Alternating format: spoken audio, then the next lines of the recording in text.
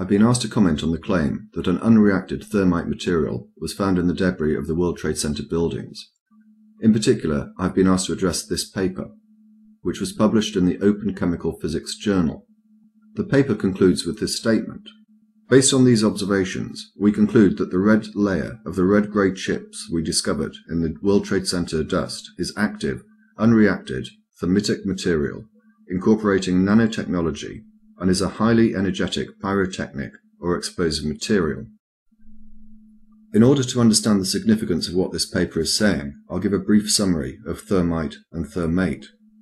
Thermite is a mixture of powdered aluminium and some form of metal oxide, usually iron oxide, although it can be made with other metallic oxides, including, for example, copper. When these two materials react, the result is a formation of iron and aluminium oxide and a great deal of heat. In short, it is a highly exothermic reaction. Also, because the oxygen necessary for the process comes from the metal oxide, thermite compounds do not require atmospheric oxygen, and so are ideal for use in, amongst other things, underwater incendiary devices. However, thermite can be somewhat troublesome to ignite, and the subsequent reaction is violent and unpredictable. These factors, as well as the difficulty of applying it to the surface of a structure in a satisfactory manner, mean that it is not suitable for controlled demolition. As far as I'm aware, thermite has never been used in a controlled demolition ever. Thermate is a variety of thermite, with the addition of small quantities of other substances, such as sulfur. These additional elements have the effect of increasing the heat output and also lowering the ignition point. Nanothermate is the same as thermate, but the particles are smaller.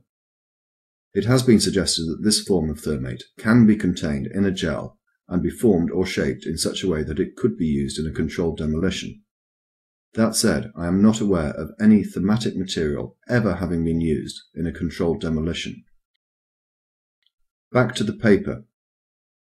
Before going into detail of the paper, it's necessary to look at the authors and where the paper was published. In relation to the authors, you can easily do the research yourself. I'll mention just a few. Stephen Jones is a well-known 9/11 conspiracy theorist who has been publishing papers on the subject for 5 years or more. He also gives many lectures on the subject. Niels H. Harrit has a similar pedigree. Greg Roberts gave his address as Architects and Engineers for 9/11 Truth, a collection of 1,000 or so people from across the world who have joined together to encourage further investigations into 9/11 due to their belief that the original investigations were, in effect, a cover-up.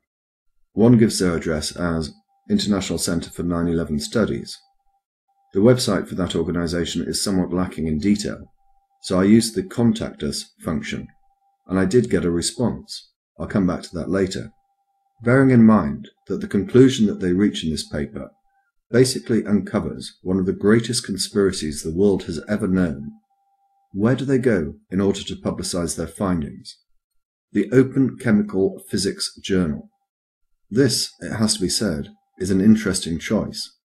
And by interesting, I mean not only are the contents of the paper not appropriate for a journal purporting to cover that topic, but I also mean it in a totally and deliberately sarcastic way. The journal is nothing short of a joke. Despite having an editorial board of 90 or so people from throughout the world, in 2009, the journal published 4 papers. To give you some idea of how staggering this is, YouTube user Thunderfoot has published, on average, 4 papers a year. But perhaps what is more interesting is the account given by Philip Davies, a graduate student of Cornell University. This article appeared in the New Scientist in September of last year. I'll pick it up at the beginning of the second paragraph. Earlier this year, Davies started receiving unsolicited emails from Bentham Science Publishers, which publishes more than 200 open access journals, which turn the conventional business model of academic publishing on its head by charging publication fees to the authors of research papers and then making the content available for free. As the emails stacked up, Davies was not only encouraged to submit papers, but was also invited to serve on the editorial board of some of Bentham's journals, for which he was told he'd be allowed to publish 1 free article each year. I received solicitations for journals for which I had no subject expertise at all, says Davies. It really painted a picture of vanity publishing. So Davies teamed up with Kent Anderson, a member of the publishing team, at the New England Journal of Medicine to put Bentham's editorial standards to the test. The pair turned to SCI-Gen, a program that generates nonsensical computer science papers, and submitted the resulting paper to the Open Information Science Journal, published by Bentham. The paper, entitled Deconstructing Access Points, made no sense whatsoever, as this sample reveals. In this section, we discuss existing research into black-red trees, vacuum tubes, and courseware. On a similar note, recent work by Takahashi suggests a methodology for providing robust modulates, but does not offer an implementation. Davis and Anderson, writing under the nom de plume David Phillips and Andrew Kent, also dropped a hefty hint of the hoax by giving their institutional affiliation as a Centre for Research in Applied Phonology, or CRAP. Yet 4 months after the article was submitted, David Phillips received an email from Sana Mokharam, Bentham's assistant manager of publishing. This is to inform you that your submitted article has been accepted for publication after peer-reviewing process, name of the publication. I would be highly grateful to you if you could please fill and sign the attached fee form and covering letter and send them back to me via email as soon as possible to avoid further delay in publication. The publication fee was $800 to be sent to a P.O. box in the United Arab Emirates. Having made his point, Davis withdrew the paper. I failed to mention earlier that Kevin Ryan and Frank Legg are joint editors, along with Stephen Jones, of the Journal for 9/11 Studies. So far, we have a collection of authors who appear to have a bias.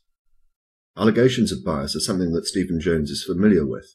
In his paper, Why Indeed Did the WTC Buildings Collapse?, he used this photograph, with the annotation, workers evidently peering into hot core under the WTC rubble. This photograph was doctored.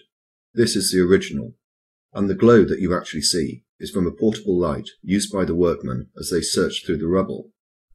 Jones has also faced criticism for his analysis of Mayan archaeological evidence as supporting his belief that Jesus had in fact visited America.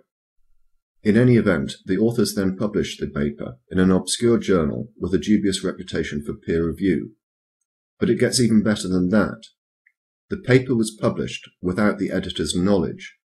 I've not been able to find out exactly how this happened, but it is clear that as a result of this paper's publication, the editor, Marie-Paul Pellini, resigned. A fuller record of the statements that she has made in relation to this matter are linked in the description.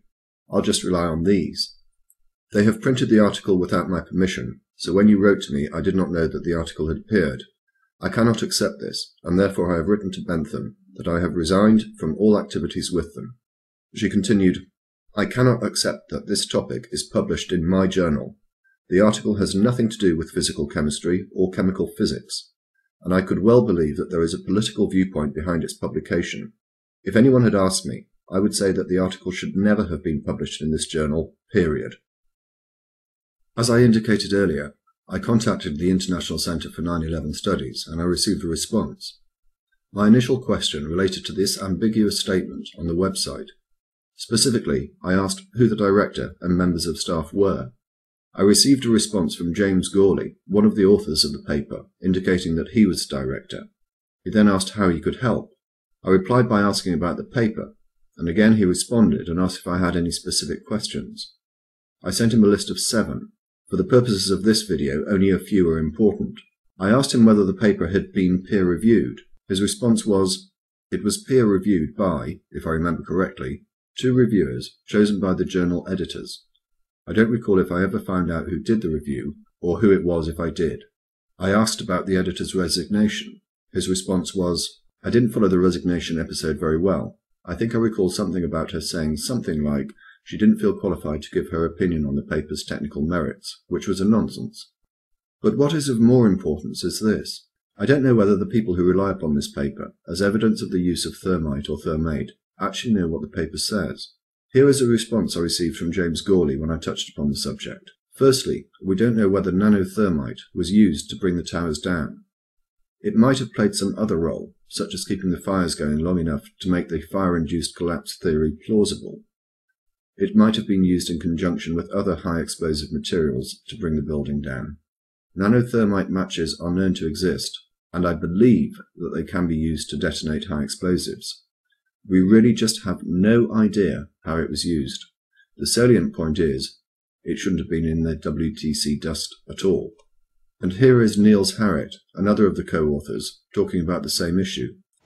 So what effect would the nanothermite have had on the collapse of the towers on September the 11th? Actually, within the group of authors behind this paper, which we published in April, there are diverging opinions about what this nanothermite was used for. And in my opinion, we should not speculate in a scenario for the demolition. For these reasons, and the reasons I've outlined in the video, I do not intend to deal with the contents of this paper unless there is a specific question about it that demands a response.